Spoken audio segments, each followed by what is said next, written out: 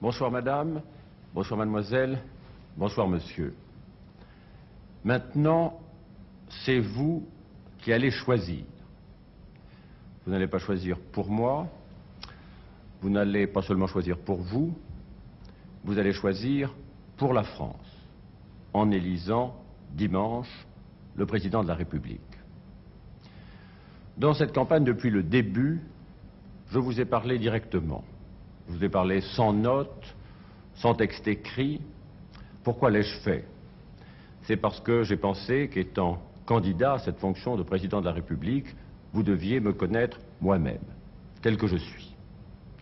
Et c'est ainsi que je vous parlerai encore ce soir.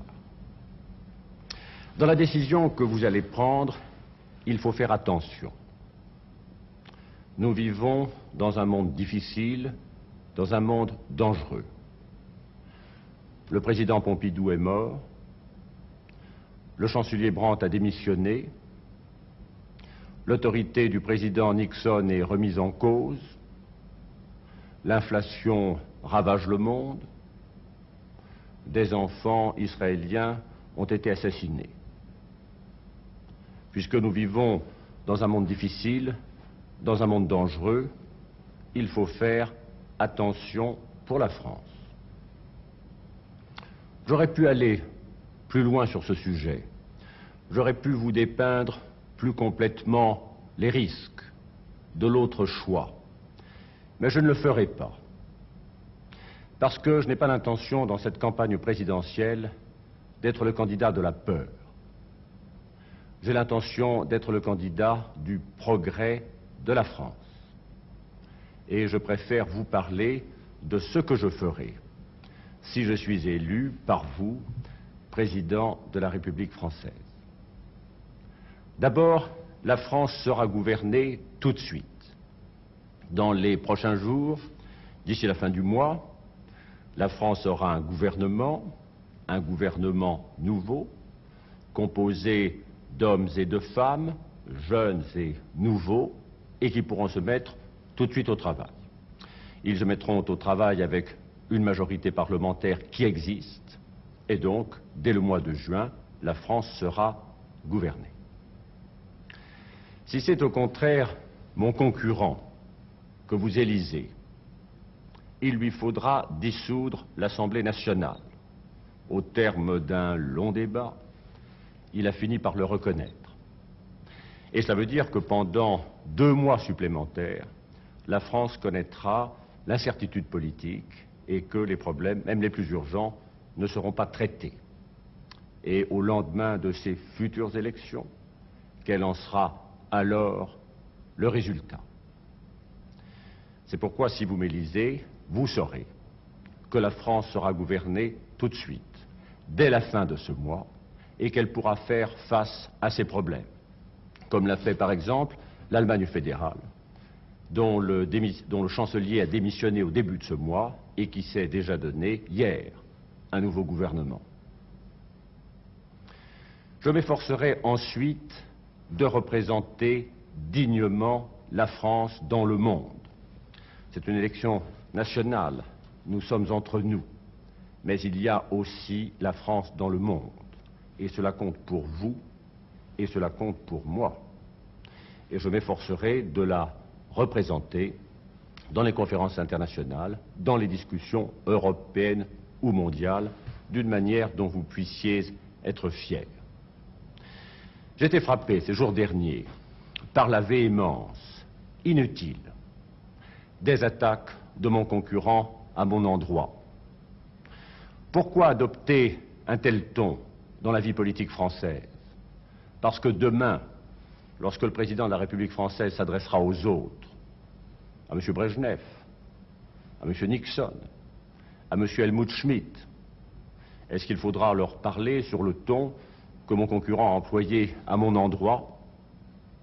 J'ai parlé le langage de la modération dans cette campagne, parce que c'est le langage du futur président de la République française. Quand on aspire à cette fonction, il faut avoir l'attitude, le calme et les nerfs d'un homme d'État. Je protégerai ensuite la liberté des Français. Et d'ailleurs, chacune, chacun de vous le sait. Personne n'éprouve à mon endroit la crainte que je puisse compromettre sa liberté. Mais la liberté, c'est aussi quelque chose qui se conquiert, qui se développe tous les jours.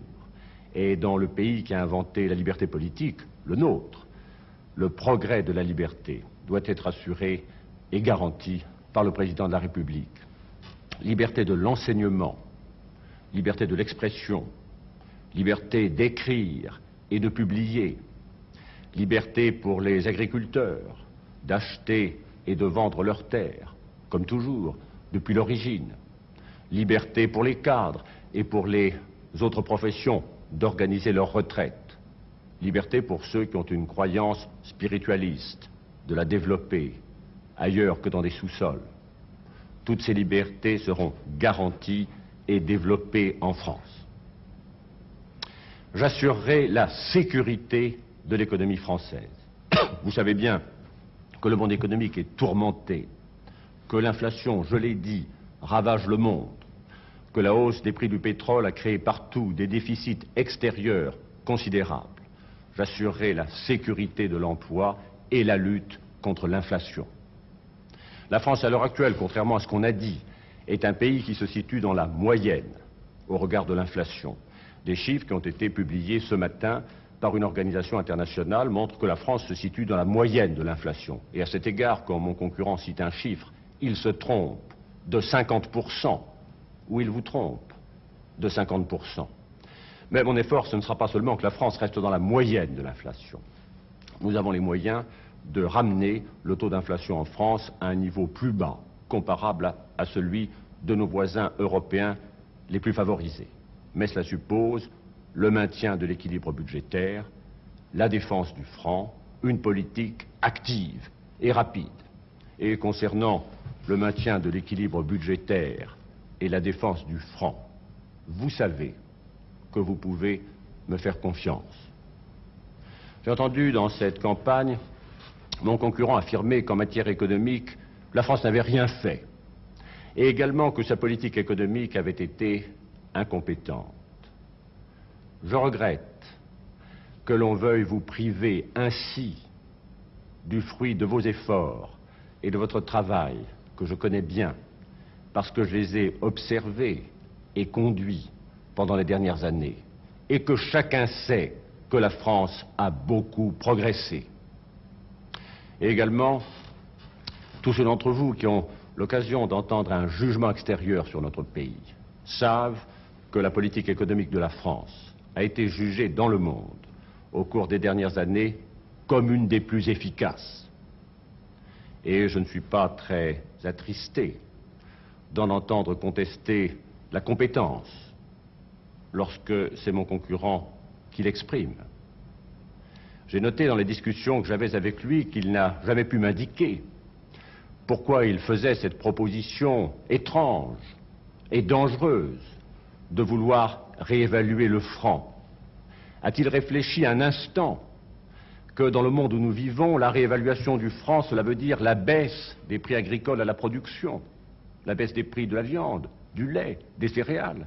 Est-ce qu'il a pensé que la réévaluation du franc, cela voulait dire que nos produits industriels à exporter seraient plus chers et que donc les grandes productions françaises, l'automobile, la sidérurgie se vendraient moins et plus mal à l'étranger? J'assurerai la sécurité de l'économie française pour vous tous qui y travaillez et qui en vivez. En même temps, j'organiserai l'ouverture sociale. Cette ouverture sociale, la France ne la trouvera pas dans la bureaucratie sociale, elle la trouvera dans la fraternité sociale.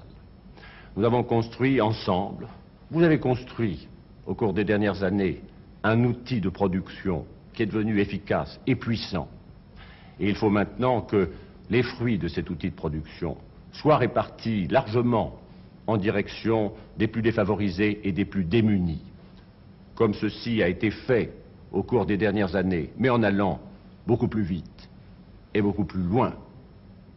Et il faut comprendre, vous le savez très bien, que ce n'est pas la désorganisation de notre économie qui permettra l'ouverture sociale. Parce que si nous désorganisons notre économie, que ferons-nous ensuite? Eh bien, nous essaierons de compenser, de rattraper la désorganisation de notre économie.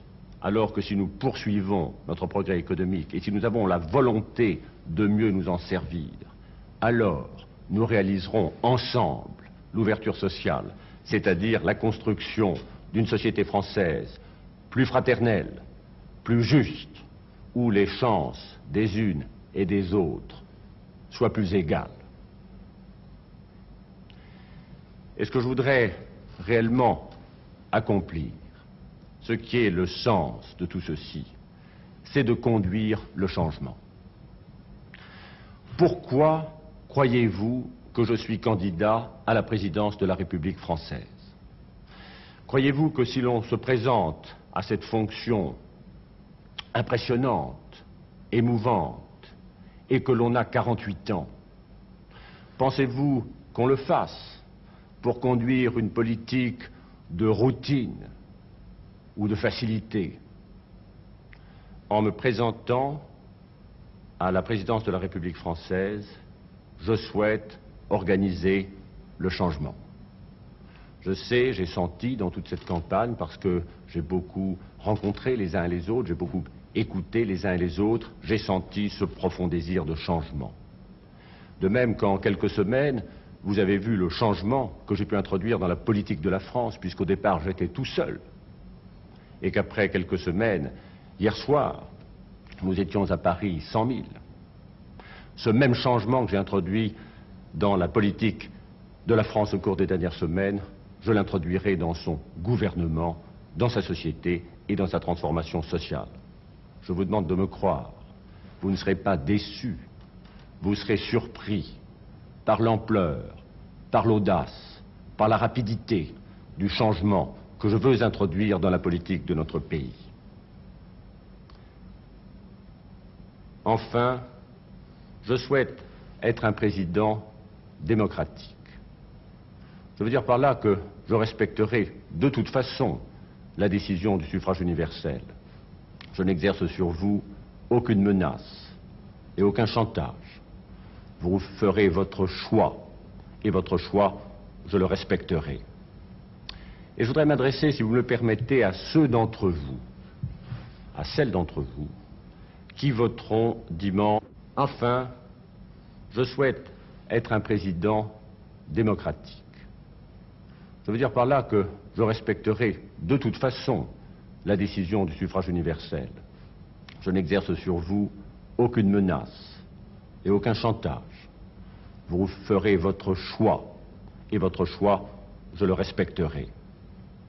Et je voudrais m'adresser, si vous me le permettez, à ceux d'entre vous, à celles d'entre vous, qui voteront dimanche pour mon concurrent. Je peux imaginer les motifs qui les conduisent à le faire. Je crois que ce qu'on vous a dit sur la politique que je veux conduire, ce qu'on vous a dit sur moi-même, ne vous permettez pas de juger et de connaître ce que je suis et ce que je veux faire. Mais je respecterai votre vote. Par contre, je souhaite que dans les mois qui viendront, lorsque vous verrez la nouvelle dimension de la politique française, l'ardeur, la jeunesse, la nouveauté de son changement, j'espère que vous vous direz, mais après tout, nous-mêmes, nous aurions dû contribuer par notre vote à ce changement. Madame, mademoiselle, monsieur, ainsi, c'est de vous. Et c'est de vous tout seul, chacune et chacun, que dépend le sort de la France. Dans les réunions où nous nous sommes rencontrés, quand j'en suis parti, vous me souhaitiez bonne chance, et j'en étais touché plus que je ne peux vous le dire. Eh bien, ce soir, c'est à moi de souhaiter bonne chance. Je souhaite bonne chance à la France pour que votre choix soit le meilleur pour elle. Bonne chance, la France.